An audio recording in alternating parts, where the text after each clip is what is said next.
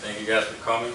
My name is Hector Hernandez, and I'll be talking to you guys today about the importance of youth fitness and wellness. And before I start, I have a short video to show you guys.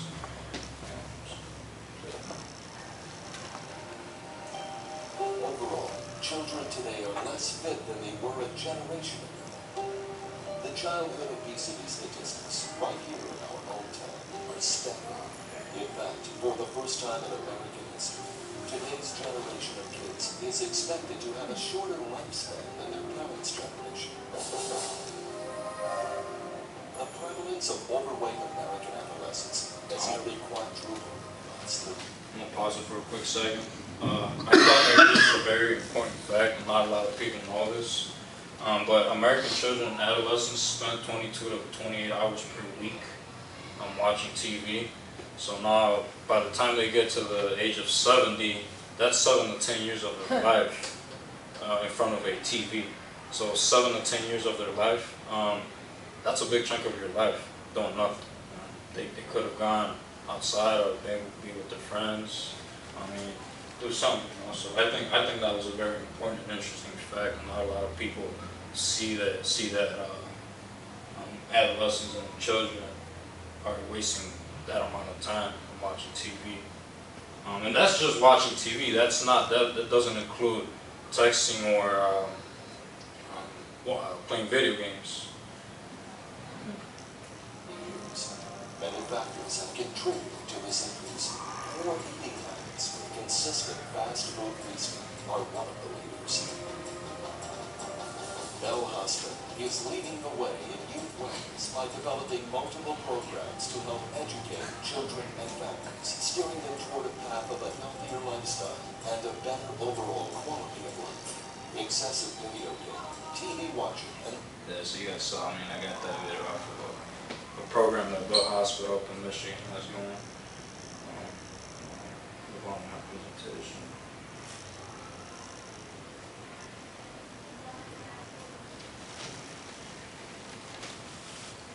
Alright, so we all heard from the video, America's youth isn't a huge problem.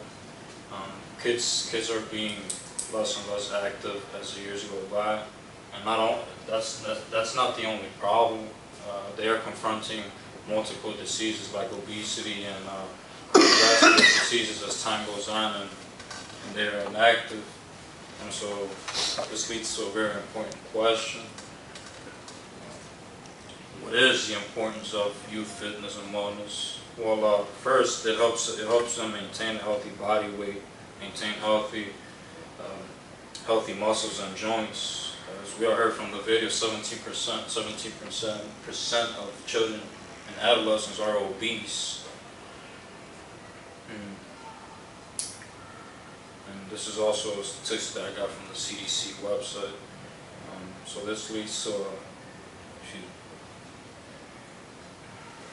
So just by being active, these kids can lower that number by a lot. And then secondly, it prevents diseases like obesity, cardiovascular disease, type 2 diabetes. Nowadays, kids are being found with high blood pressure.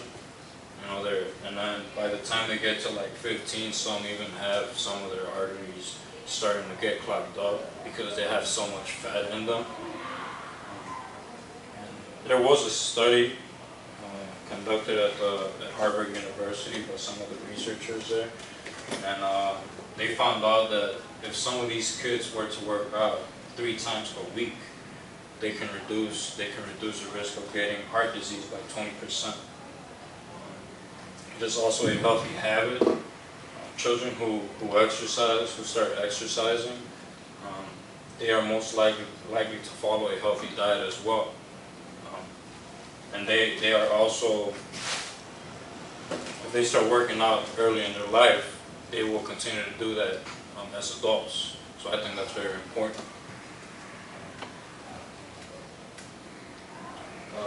So how much time do kids need in order to be healthy? The physical activity guidelines say that kids from the age of 6 to 17 should at least engage themselves in for 60 minutes of exercise a day or more. some examples of physical activities for them are aerobic activities like walking, jogging, or running, and this should make up most of their workout. Muscle strengthening, like push-ups, sit-ups, standing squats, and then bone strengthening, which includes jump rope and box jumps. One example of a physical activity that I want to talk about today is youth strength training. And a lot of people have a misconception about that. They say that they can affect the kids' growth, or it could damage their bones permanently. That is false. Based on a study that the Mayo Clinical staff did, it actually helps them out a lot. It benefits them. It benefits them a lot. It increases muscle strength and endurance, protects muscles and joints from sports-related injuries, improves performance in all sports, and it helps with their blood pressure and cholesterol levels.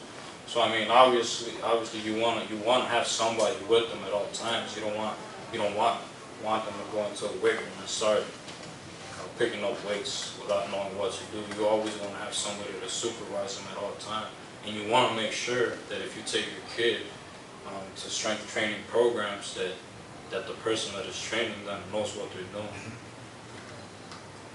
And then here's some tips on strength training. Kids 7 years or younger, the only thing you have to do or introduce is like basic workouts like push-ups and sit-ups. They don't really have to lift any weights yet at this age. And then kids age through 10, you can increase the number of exercises and show them proper technique. Ages 11 through 13, introduce more advanced exercises with little or no resistance. At age 11 through 13, you can start putting like a 10-pound plate on their back when they're doing push-ups, or you could give them a 5-pound plate when they're doing sit-ups. And then ages 14 through 15, that's when they start weightlifting. When they start squatting, bench pressing, all that good stuff.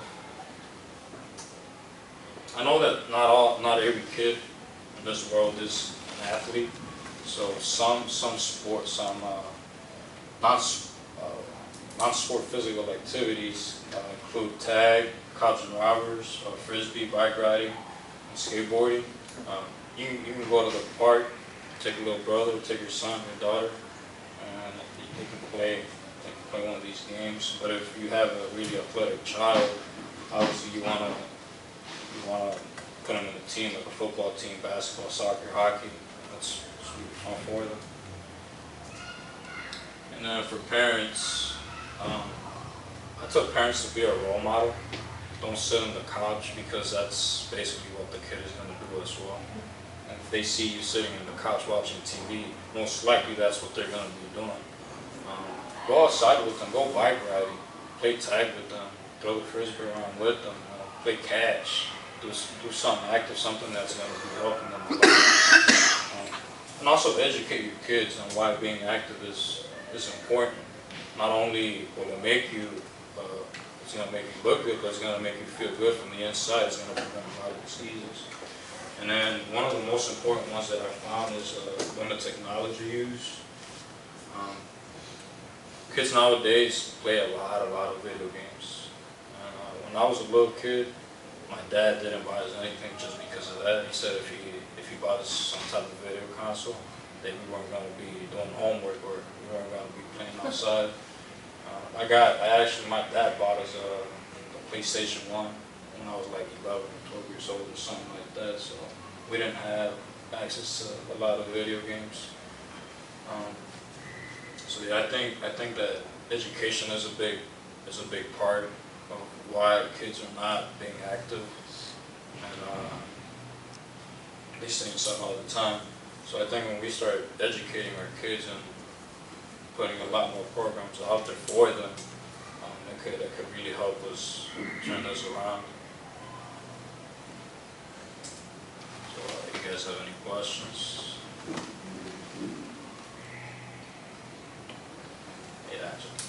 In your research, did you find anything that said like what was the most important component for youth in physical activity? Like, is strength training more important? Is cardiovascular For you, endurance? yeah, I actually found out something. I found out that jogging and running is better for them because it gets their heart rate up. They don't have to worry about lifting weights yet because strength will come in the years. Because you said they do more body weight activity when they're younger, right? Not adding actual resistance, actual weight. Right. Yeah, they barely lift weights. I think one of the things you said at the beginning where you're like, most people have heard that strength training is bad for kids. I would say yes, I agree with that, but I think there's a misconception as to what strength training includes because there's a difference between strength training and weightlifting, and a lot of people think that's the same thing. So when you said, have you heard that strength training's wrong? I would be like, well, yeah, I've heard that, but you're like, well, it's not. But then in your research, you said, well, you're not actually supposed to add weight until they're 13 or 14. So I don't know the question, but I think that I like how you did that. But at first, when you said, have you heard that this is wrong? It's not, and I was like, but then you went on to say there's a big difference. So I think it'd be interesting to look at whatever the Mayo Clinic did and how they made that clear, what that difference was. Any more questions? That was it.